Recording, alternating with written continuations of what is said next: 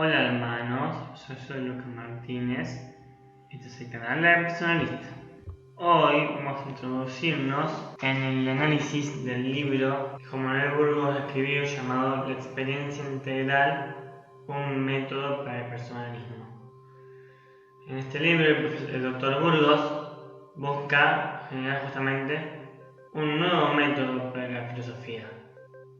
Un método llamado la experiencia integral. Como todo método tiene su objeto y sus pasos metódicos.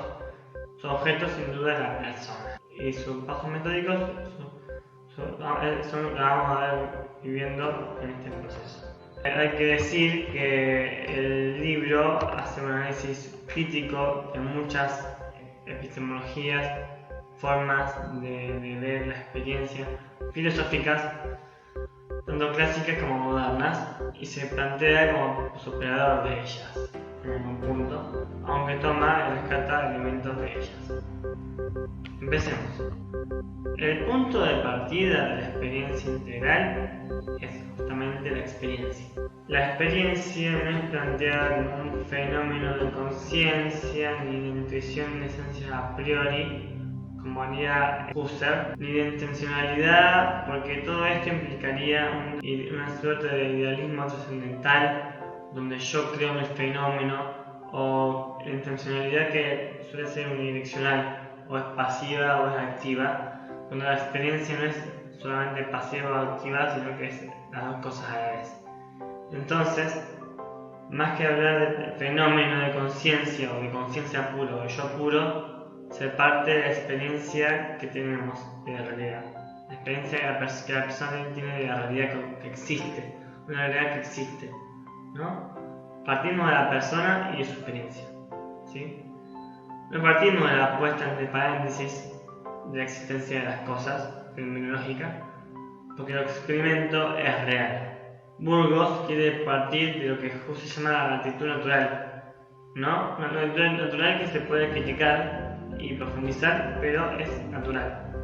La experiencia que todos tenemos una experiencia, algunos más crítica, otros menos, pero todos tenemos una experiencia válida. Entonces, en esta experiencia, toda la persona, incluido el intelecto, participa de la experiencia. En esta experiencia, quizás al principio de chiquitos, tuvimos que incorporar muchos elementos para enriquecer la experiencia. Al principio no teníamos un lenguaje. Cuando uno va creciendo, su experiencia se va complejizando. Hay un lenguaje, hay una comprensión de las cosas que vemos. Y entonces, todos esos elementos incorporados que cuando vamos creciendo los tenemos, ya no necesitamos volver a adquirirlos por otro proceso, sino que ya los tenemos incorporados. Yo estoy acá alrededor y puedo ver mi computadora, puedo ver el PowerPoint, puedo ver todo lo que veo, y no necesito hacer un proceso de abstracción para comprender que esta computadora es muchas otras computadoras, sino que ese proceso ya lo tengo incorporado. Ya sé que esto que veo es una computadora. No es que tengo que volver a la universal computadora y después volver a la singular computadora para entenderlo. Digamos con esto que todo está en la experiencia, ¿no? No se trata de un caos de sensaciones, de los 5 sentidos. Recordemos, el término sensación no es un término aristotélico para hablar de las sensaciones de los 5 sentidos. Perciben colores, formas, y es un caos de sensaciones que para llegar a palabras o conceptos universales hay que hacer todo un proceso de conocimiento para entenderlo. Pero este proceso en una persona que va creciendo ya está incorporado. Por eso el intelecto participa de la experiencia. Yo, al captar esta experiencia, ya directamente me doy cuenta de que lo que tengo enfrente es una computadora y que estoy haciendo un video y que hablo mientras lo estoy diciendo. Pero acá en esta experiencia el intelecto no se confunde con los sentidos. Participa de la experiencia, pero no se confunde con los sentidos, sino que puede analizar esa experiencia de los sentidos simultáneamente cuando los sentidos perciben todo, yo percibo todo lo que percibo a mi alrededor, ¿sí? Piensen que filósofos como Platón, Aristóteles, Hume y Kant, la experiencia es puramente sensible. La experiencias de los sentidos, y a partir de los sentidos tenemos sensaciones singulares y inmateriales, sin ningún tipo de consistencia. Yo cuando trato acá, por los sentidos, si fuera aristotélico, diría capto sensaciones, colores, formas, una especie de caos de percepciones sin ningún orden ni composición. O sea, aunque hay una comprensión de que hay cosas existentes fuera de mí, no, el momento en que capto que esas cosas son entes viene en el momento de la abstracción, no en el momento de la experiencia. En el momento de la experiencia capto colores, capto sonidos, colores, gustos, imágenes, pero todas esas cosas, hasta que no se componen en la imaginación y en el entendimiento, son una especie de caos de sensaciones sin demasiada consistencia. Seguimos, la experiencia como punto de partida. La experiencia compone, primero, elementos personales y subjetivos, una autoexperiencia. Yo tengo experiencia de mí mismo y de mi interioridad. Puedo sentir mis propias emociones, mis valoraciones de las cosas, y es una autoconciencia directa, no refleja. No es que yo tengo conciencia de lo que hice ayer y puedo tener... Eso sería una conciencia refleja, una conciencia en donde recuerdo lo que hice ayer y soy consciente de lo que hice en un pasado. En cambio, la autoconciencia directa es la autoconciencia que yo tengo ya en este momento, que experimento las cosas que me rodean y me experimento a mí mismo y lo que valoro, lo que siento y lo que me pasa. Yo en mi subjetividad la experimento ya ahora, mientras también experimento todo lo que estoy viendo a mi alrededor y que puedo objetivar y comunicar. Pero la experiencia propia que tengo de mí mismo es incomunicable, es muy difícil de que yo pueda explicar lo que siento y lo que me pasa y que otra persona me entienda. Bueno, y también hay elementos interpersonales. También hay una comunicación con los demás que puedo tener. Yo ahora no tengo ninguna persona que al lado mío porque hacer un video, pero si tengo a otra persona, puedo charlar y puedo conocer su experiencia a través de la comunicación y tratar de entenderla e interpretarla para que enriquezca mi experiencia, mi comprensión y mi experiencia. Por ejemplo, ayer estaba hablando con un chico sobre el tema de los problemas de la ayuda a los pobres y me dice no, porque la verdad que en esto viene bien un abordaje como que tipificar el problema para poder abordarlo de un modo más fácil, porque si vamos punto por punto es más difícil. Yo decía, sí, tienes razón, la verdad que puede ser así, porque en el trabajo social se hace de esa forma. Bueno, hay una comunicación y un enriquecimiento entre experiencias diversas. Elementos objetivos, la experiencia del hombre, que es experiencia exterior de las cosas. Esta experiencia es comunicable. Yo te puedo comunicar ahora que yo estoy en una computadora con el PowerPoint para armar posteriormente un video. Y la experiencia está todo y se da a la vez. A ver, no es que hay una sensación de colores y de cosas que posteriormente lleva a una abstracción donde me desligo de todas esas preferencias particulares y me quedo en la afirmación de la naturaleza del hombre general o la sustancia o el ser, que es el concepto más abstracto y general que existe. Bien, sigamos. Entonces, lo que existe es lo que muestra la experiencia integral y concreta. Existe la amistad imperfecta, pero no existe la esencia pura de amistad, tal y como dirían los clásicos, o también no como la fenomenología que renuncia a la experiencia para quedarse con la intuición eidética de las esencias. Como por ejemplo, cuando Stein, con su fenomenología realista, trata de captar la esencia de los actos de empatía. La esencia no es una cosa, sino la esencia de una vivencia, aunque en sus características Stein supera a Husserl porque sigue pensando en la realidad existente y no tanto en una pura intuición idéntica. Esa esencia es una construcción mental, ese ideal utópico de la esencia pura de amistad es una construcción mental, pero lo concreto es lo que existe, son mis amistades con mis amigos, con sus dificultades y realidades, ¿sí? La experiencia también sirve como punto de partida para el método científico. y de todos los métodos en general. Según este paradigma personalista, este método nos plantea todos sus pasos como base de la ciencia, pero sí el primer paso de la experiencia integral es base de todas las ciencias y disciplinas investigativas. Pero sí, este primer punto de la experiencia se toma como un punto de partida de todas las ciencias. Ya vamos a ver por qué. Esta experiencia es el proceso primario, vivencial directo, donde la persona se relaciona con el mundo. Todos los otros puntos de este método, que vamos a decir como inducción, comprensión y expresión, ya son parte del método personalista que busca una base para la antropología y para la ética principalmente. Pero la experiencia, vista de esta forma, es el punto de partida de todos los métodos de la disciplina en general. Vamos a ver cómo la experiencia se aplica también, como está dicho acá, al método científico. Porque el método científico usa instrumentos de medición y experimentación, pero en esa observación, en esa experimentación, está la persona que mide y que observa. Y esa persona parte de la experiencia de esa medición y esa experimentación, ¿sí? Y no es solo un discurso sobre el tema, sino una experiencia. Eso es importante.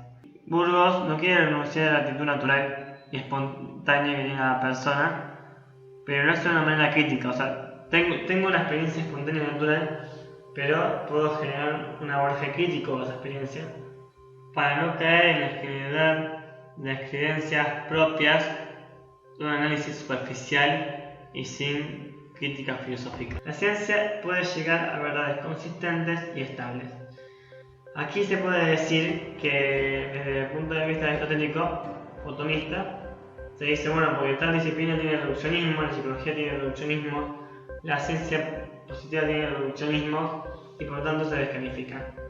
Pero esto no quiere decir que de hecho han alcanzado verdades inimaginables, que tienen una efectividad impresionante, y eso no se puede eliminar, puesto que por más que tengan reduccionismos materialistas o relativismo cultural, relativismo lingüístico, eso no quiere decir que no tengan sus alcances y logros.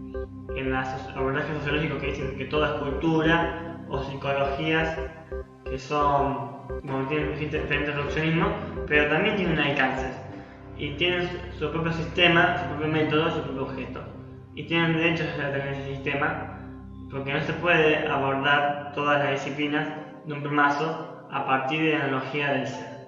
Ya vamos a explicar esto. Bien, acá está un poco el esquema antropológico del doctor Juan Burgos. Este esquema no lo explica desarrolladamente en el libro La experiencia integral, pero me pareció importante tenerlo, porque partimos de la experiencia de la persona, y la persona es todo esto. La persona tiene tres aspectos, que son afectividad, conocimiento y dinamismo, que se generan en tres niveles, que es corporal, psíquico y espiritual. Todo esto es parte de la experiencia, pero también para afirmar que existen, necesito partir de la experiencia. Y a partir de la experiencia descubro que todos estos aspectos son parte de la persona. O sea, no es un preconcepto anterior a la experiencia, sino que parto de la experiencia para afirmar todas estas realidades que Burgos desarrolla en su libro Antropología, una guía para la existencia, ¿sí? Pero todos estos aspectos no van uno después de otro, sino que todos actúan a la par en una experiencia conjunta donde está todo incorporado, porque ya lo incorporé, el chico fue creciendo y fue incorporando todos estos aspectos, ¿sí? Aunque quizás no estaba todo desde un principio cuando era un óvulo fecundado, pero estaba todo potencialmente presente ahí, porque la persona es biográfica y se va desarrollando. Pasemos al segundo paso. Ya hablamos de la experiencia integral, en la cual está involucrada toda la persona y que la inteligencia participa directamente de la experiencia. ¿Por qué? Porque esa experiencia no es experiencia de color, de sensaciones, de colores, de sonidos, de gustos, sino que es una experiencia mucho más comprensiva, de que yo tengo delante mío no solamente colores, sino una computadora, tengo mi celular, tengo el libro acá, estoy en un saloncito del lugar donde vivo para poder trabajar, y todo eso lo entiendo en la experiencia, y todo esto es una experiencia, no es que elimino las calidades particulares para llegar a una abstracción y una idea general de una computadora, un concepto de computadora o de la mesa, sino que todo está en la experiencia. La mesa está en la experiencia, la computadora está en la experiencia, el celular está en la experiencia, el libro está en la experiencia. Todas estas cosas puedo adaptarlas según sus características particulares universales en la experiencia y no en un proceso de abstracción posterior.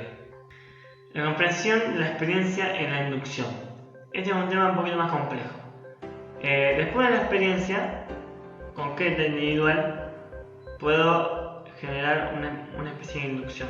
La inducción, sobre todo en Aristóteles, y partimos de la inducción tal y como la dijo Aristóteles. ¿Por qué? Porque Burgos, al hacer su método de experiencia individual, trata de desarrollar ampliamente lo que Karol Wojtyła había analizado en la introducción de Personas de Acción, ¿sí? Karol Wojtyła quiere partir de la inducción aristotélica. ¿Y qué pasa con la inducción aristotélica? Parte de experiencias particulares para llegar a conclusiones universales. Entonces, partimos de la inducción. Y de la inducción, tal como entendía Aristóteles, aunque este aspecto de la inducción, porque Aristóteles analiza varios tipos de inducción, no han quedado tan claros. La inducción consiste en captar, a partir de la multiplicidad y complejidad de hechos, su sustancial identidad cualitativa y estabilizar el objeto de experiencia al captar el núcleo en distintas experiencias similares. O sea, no depende del número de casos que conozca, porque con conocer algunos y darme cuenta de cuál es el núcleo que los componen, ya puedo entenderlo. Si yo puedo darme cuenta, veo 3 pájaros y veo que tienen alas, tienen pico, tienen patitas, ahí ya voy captando a poquito que hay un núcleo que los componen, y no es que haga un proceso de abstracción hasta llegar al universal pájaro, no. Por eso no voy eliminando sus aspectos particulares, sino captando sus elementos esenciales, su identidad variativa a unidades de sentido o unidades de significado. Descubrir la unidad interna de los hechos no depende, como decimos, numéricamente de la cantidad de experiencias de una misma cosa que yo tenga, y no se conforma con ser meramente probable, porque puede ser certeza, pero también revisable, ¿no? Entonces, la inducción no es una forma de fundamentación ni de argumentación lógica a la manera del moderno John Stuart Mill, que es un inglés que tuvo el positivismo. No es una manera de argumentación lógica en el cual paso de argumentos particulares a argumentos universales para fundamentar una idea. No es un silogismo, no es como un silogismo con 2 premisas y una conclusión, en el cual digo: Sócrates es mortal, Juan es mortal, por tanto los hombres son mortales. Sino más bien un proceso de comprensión de la experiencia particular. Ver lo universal en lo particular. No pasar de lo particular a lo universal en las ideas, sino que yo veo ya lo universal en lo particular. Esto que veo acá es una computadora, y lo veo en la experiencia, y no es un paso por el intelecto agente al cual tengo que pasar dejándome todas las características particulares de esta computadora, como la marca por ejemplo, para llegar a un universal de computadora.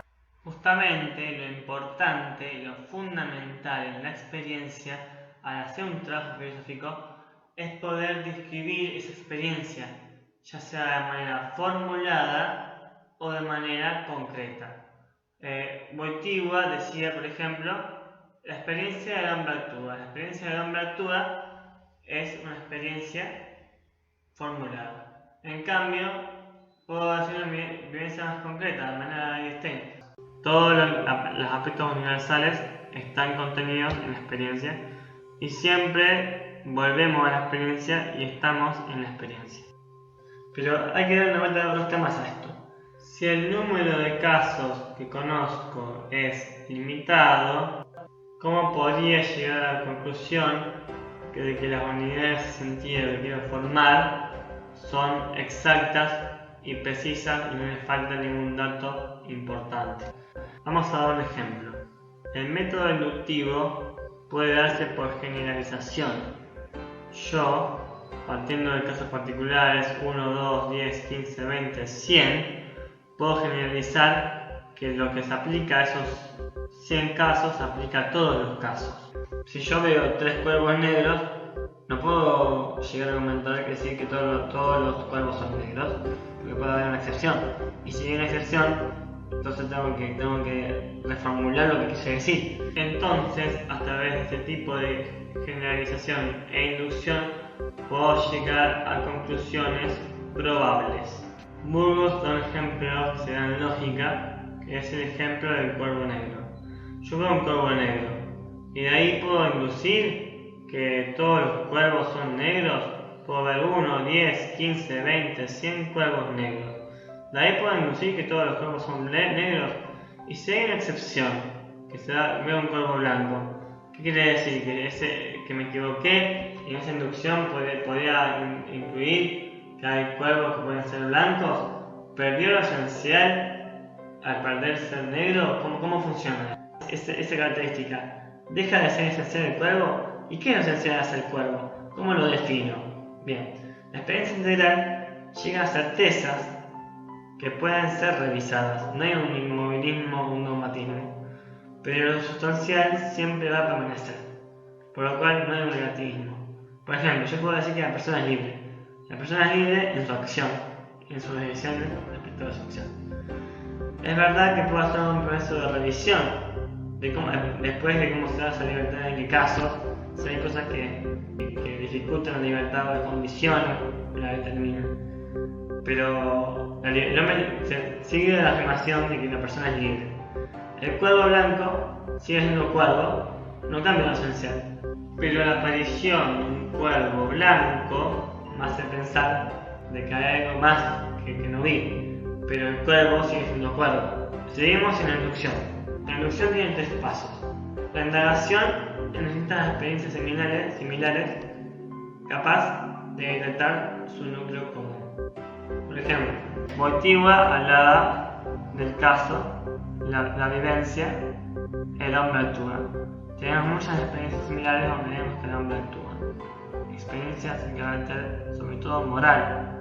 El hombre actúa cuando tiene que decidir, por ejemplo, cuando tiene que decidir en caso de una guerra, si hacer guerra o no, un político que tiene que hacer guerra o no, o una persona que tiene que esconder a un judío y defenderlo, tiene que decidir si lo va a decir lo que está ahí o no. Hay muchas experiencias en todas las sociedades. Cada persona tiene experiencia de que hay un bien o un mal que puede hacer, un bien o un mal moral. Ahí hay un núcleo común. En todas las experiencias esas podemos coincidir en que hay un núcleo común en que el hombre actúa y tiene una experiencia moral del bien y del mal. Y se llega a la estabilización y consolidación de ese núcleo. Consolidación de ese núcleo. Entonces, puedo desarrollar un poco más esta experiencia de bien y mal moral en muchísimas experiencias concretas de las cuales se puede dar ejemplo. Y el tercer punto es una generación a través de la inducción de una unidad de significado. Eidos, que en griego significa idea, unidad de significado de sentido, capaz de posibilitar la ciencia y la intersubjetividad, o sea, la comunicación con otros, que nos lleva a eliminar los primeros elementos de la experiencia porque estos no fueron puramente sensibles. Como el intelecto participa de la experiencia de los sentidos, y la experiencia no es únicamente sensaciones de colores y de cosas, ya en la experiencia puedo captar esa unidad de sentido, pero la unidad de sentido no está en mi intelecto. La unidad de sentido está en las cosas. Yo hago experiencia de las cosas, y en esa experiencia de las cosas puedo captar esa unidad de sentido. Puedo captar a mí que yo actúo, puedo captar que esta computadora es una computadora, y no necesito ver de nuevo un montón de computadoras para llegar a una universidad de computadora con su esencia y su naturaleza. Después de la inducción se lleva a la reducción, la comprensión de la experiencia en la reducción. O sea, la comprensión tiene dos pasos, la inducción y la reducción. Al llegar a conclusiones universales, que esas son unidades de sentido, no hay que perder la dimensión subjetiva del conocimiento, ni la riqueza de los detalles. No hay una abstracción al modo aristotélico que va a lo más abstracto hasta llegar al concepto de ser que abarca todo, pero en un momento es como demasiado general y trata de abarcar toda la variedad y todas las disciplinas, quizás hasta un plomazo, porque no hay conceptos universales de algún modo, ni esencias, o sí, pero no del modo aristotélico, no del modo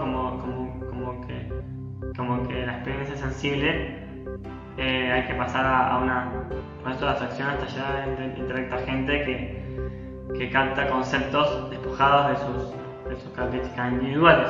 No, porque en la experiencia están las unidades de sentido, en la experiencia capto ya una realidad ordenada y compleja, y yo que en esa experiencia uso un lenguaje que está mi afectividad, mi acción, mi conocimiento, todo en la experiencia, porque la experiencia es integral. Entonces, después llevo una exploración, una explicación, una aclaración e interpretación de esa experiencia. Me sumerjo dentro de la experiencia, trato de comprender mejor esa experiencia y no salgo de la experiencia para analizarla, pero no me desprendo de esa experiencia al modo aristotélico. Entonces, intento interpretar tanto el eidos, esta idea, esta universal que es unidad de significado, como su relación con las experiencias individuales, pero siempre volviendo a esa experiencia en donde está todo, ¿sí? Entonces, después de eso, paso a un tercer momento que es la expresión de esa comprensión.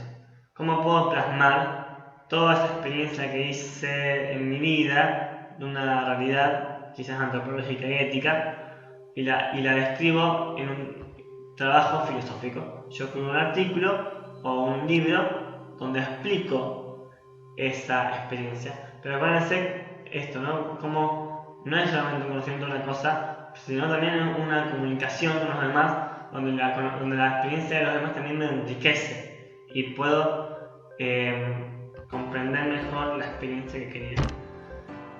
Entonces hago una formulación pública, reconocible y lo comprendido, de manera que se pueda plasmar ese proceso en un trabajo filosófico. Bien.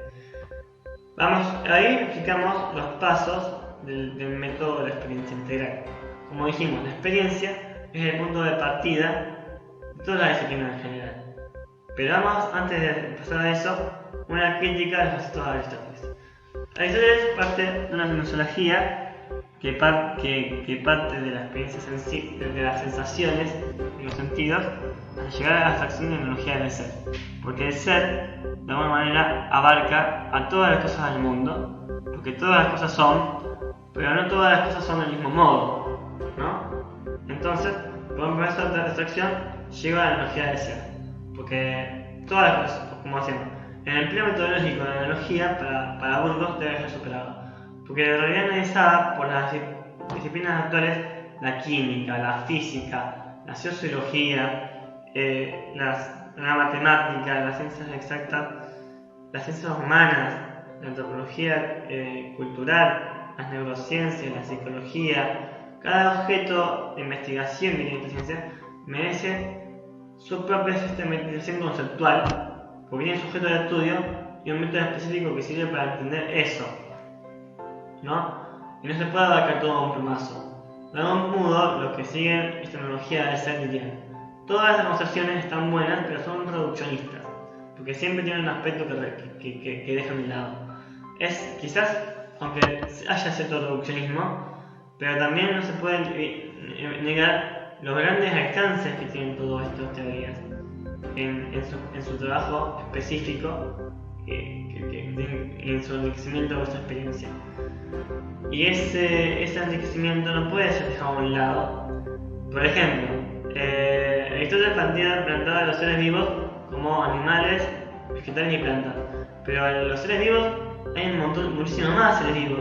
Se puede hablar, no sé, de las células, de las moléculas, de los microbios, de la enorme diversidad de plantas que hay. Bueno, se habla de 5 reinos de seres vivos, se habla de los diferentes tipos de animales que hay un montón de complejidad. O la química, las fórmulas químicas, como no es que solamente hay 4 elementos, sino que hay una tabla periódica que analiza las químicas, o qué sé yo, los hechos sociales, cómo se analizan a través del lenguaje y de las encuestas, de criterios cuantitativos y cualitativos, de estadísticas. No es tan fácil generalizar demasiado una tecnología del ser que la abarca todo, porque empobrece el análisis de disciplinas que no se han complejizado mucho. Quizás sí nos da una idea general de las estructuras últimas, pero no de cada disciplina, que es muy compleja, demasiado compleja, que la misma disciplina tiene también un montón de especializaciones en cada aspecto de una disciplina. Por eso la metafísica, la aristotélica atomista, da los fundamentos últimos de la realidad. El personalismo no ha querido renunciar a la diferencia entre esencia y objeto de ser, porque somos como criaturas finitas, no nos damos a nosotros el ser y la esencia, sino que lo recibimos. Y como lo recibimos, somos criaturas finitas y en algún modo dependientes de Dios, que también es persona. Pero no explica la metafísica los elementos, los fines próximos o los intermedios. Entonces, por eso el personalismo no renuncia a la distinción entre la actividad y esencia de la persona. Y también pasa que Aristóteles definía al hombre como animal racional, pero el hombre no es un animal. Las características que parece compartir con ellos son diferentes, ¿sabes? Como decíamos, el hombre no se nutre como una planta, no crece como una planta, no se reproduce como una planta y tampoco como un animal. El cuerpo del hombre no es como un animal. El cuerpo del hombre se hiergue, los genitales están puestos de determinada forma que hacer el amor como un ser humano implica mirarse de frente y todo un proceso de seducción muy distinto al del animal. Fíjense, estas cosas se analizan en el libro de antropología. La afectividad del hombre no es como el del animal, no es instintiva.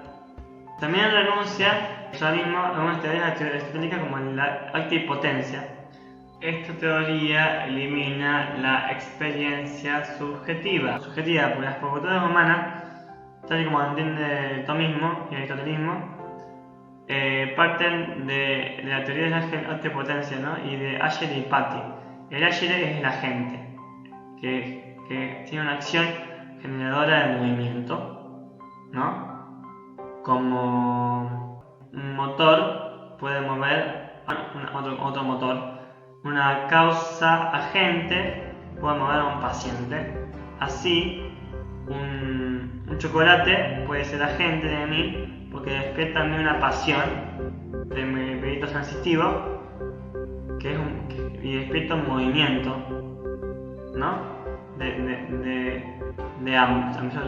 O sea, un chocolate puede atraerme a mí como un agente y yo, que soy el paciente, me puede gustar y puedo llegar a comprarlo, y eso es una operación del apetito sensitivo concupiscible, porque la templanza, como decíamos, la templanza modera las expresiones en el tacto que están en el concupiscible. Entonces, el agente, el chocolate; el paciente, yo, con mi apetito concupiscible. Y ahí hay una operación del apetito concupiscible, que es un movimiento hacia ese bien inevitable que es el chocolate. Entonces hay una operación, y de este modo entiende Tomás Aristóteles la operación, que es a partir de la teoría del acto y la potencia. Y no son conceptos, estos conceptos de acto y potencia, pronunciados muy burdamente aquí, no son conceptos antropológicos. En cambio, el personalismo parte de la experiencia humana de lograr la actividad consciente, la acción. La acción, que no es acción de un agente sobre un paciente, sino experiencia de la acción consciente, que es a la vez subjetiva y objetiva y por lo tanto integral, ¿no? La experiencia de un yo, que es principio de la existencia, de las vivencias y del yo. Entonces también el personalismo renuncia al término apetito como potencia pasiva, movida por un agente, como decíamos, por un fin que actúa como agente. La libertad no es una tendencia libre dirigida a un fin que le está dado y que es fijo. Es una respuesta de la voluntad. Voluntad como propiedad de la persona y solo secundariamente como facultad. Bien, porque la voluntad, bueno, acá podemos decir que la voluntad en Tomás es afectiva y considera la afectividad espiritual, pero esta afectividad espiritual es totalmente pasiva, es una tendencia que se inclina a ese fin que está determinado, que es la felicidad, ¿no? Y que no puede no querer la felicidad porque tiende hacia ella. En cambio, en el personalismo se ve la voluntad como una propiedad con la cual el hombre se autoposee y puede elegir el fin que quiere elegir. ¿Bien? Y el intelecto agente impaciente se elimina. ¿Por qué? Como potencia.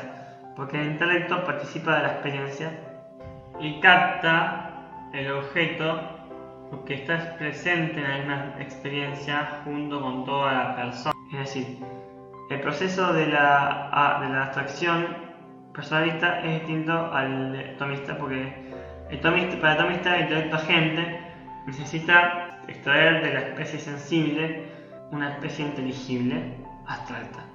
Porque la especie sensible es individual, es material, pero el intelecto agente, abstrayendo sus características individuales, las desliga. Entonces si yo veo una persona que tiene ojos verdes, ojos azules, que es rubia y que tiene manos, como puede tener una raza específica, puede tener la misma grande o más chica, todo eso no me importa. Me desprendo de todas esas características individuales y llego al universal hombre, ¿no? Que es una especie, ¿sí? En cambio, en el personalismo, el intelecto, al analizar la experiencia, obra por inducción, captando esas unidades de sentido dentro de la experiencia, porque esas unidades de sentido están en la experiencia de las cosas.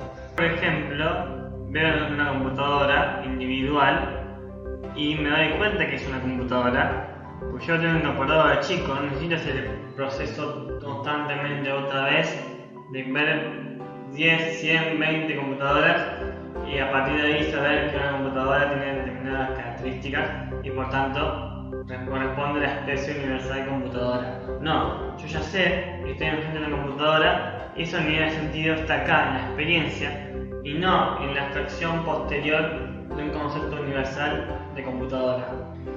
Entonces, anexo, experiencia espontánea y comprensión filosófica crítica. A ver, una experiencia espontánea de una persona que no hace un estudio filosófico o un estudio científico puede ser una experiencia no crítica. Si no se dedica a la filosofía, el análisis de su experiencia espontánea puede ser muy superficial. Es verdad.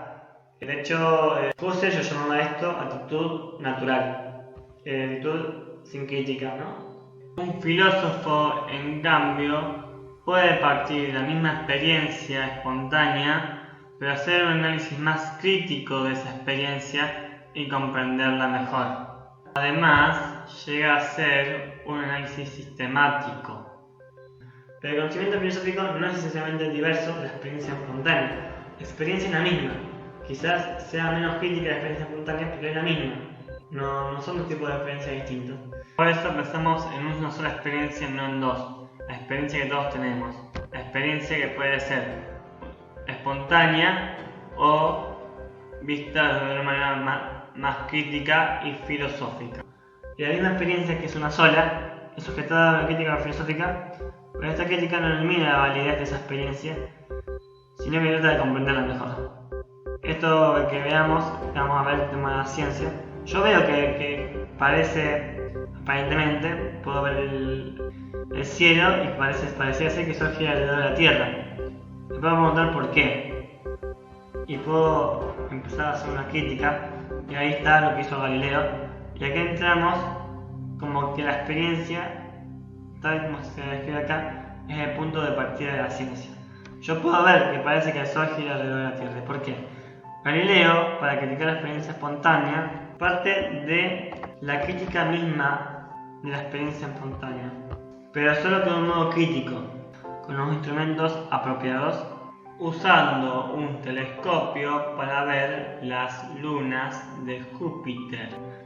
Pero al ver por el telescopio, veía con sus propios ojos y entendía con su inteligencia, o sea, no se desprendía de su experiencia integral como persona, sino que usaba instrumentos precisos de observación y medición.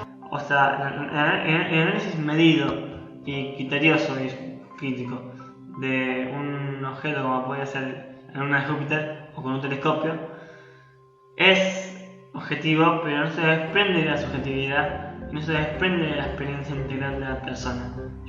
Galileo, con su experiencia integral y su subjetividad y su crítica compleja, porque tenía un método quizás para poder hacerlo muy preciso, lo hizo, pero su experiencia es experiencia integral, ¿sí? Entonces los errores de la experiencia espontánea pueden ser corregidos a partir de una experiencia de un modo crítico y con los instrumentos adecuados y con el método adecuado.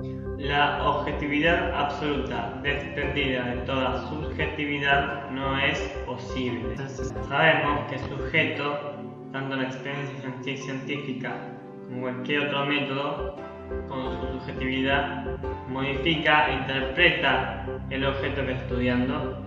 De hecho, también pone una hipótesis que parte de sus propias comprensiones, conclusiones y preconceptos. Pero eso no significa que no pueda llegar a la verdad, porque el que tiene experiencia en el caso soy yo, pero no es que yo pongo toda la experiencia. La experiencia también puedo llegar a trascender a la cosa. La ciencia encuentra el modo de trascender con sus instrumentos de medición, con sus criterios para analizar lo que va viendo. Un médico sabe por semiología que al ver la garganta de una persona, dependiendo de cómo se vea, puede tener, por ejemplo, una faringitis, dependiendo del color de la garganta y todo eso. Porque tiene criterio para observar ese dato. Eso se estudia en la semiología, pero es una experiencia, ¿no? Bien.